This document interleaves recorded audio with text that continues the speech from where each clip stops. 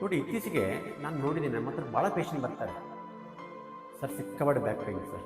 ನಾನು ಕೇಳ್ತೀನಿ, ನೀವು ಹೆಂಗೆ ಟ್ರಾವೆಲ್ ಮಾಡ್ತಾರೆ? Two wheeler. ಏನು ಕೆಲಸ? Marketing, sales.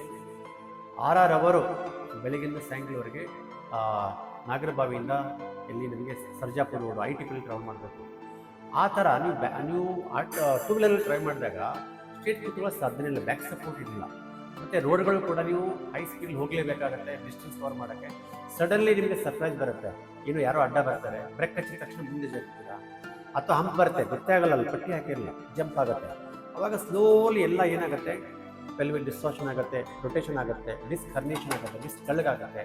ಕೊನೆಗೆ ಒಂದು ದಿವಸ ನೀವು ಟ್ರಾವೆಲ್ ಮಾಡೋಕ್ಕೆ ಆಗೋದೇ ಇಲ್ಲ.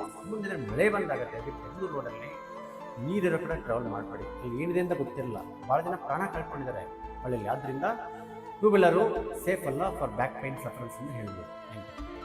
ನಾನು ಡಾಕ್ಟರ್ ದಿನೇಶ್ ಅಂತ, ಅಮೇರಿಕನ್ ಮತ್ತು Europe train certified therapist and osteopath, ಅಂದರೆ non surgical, non drug, spine and joint doctor.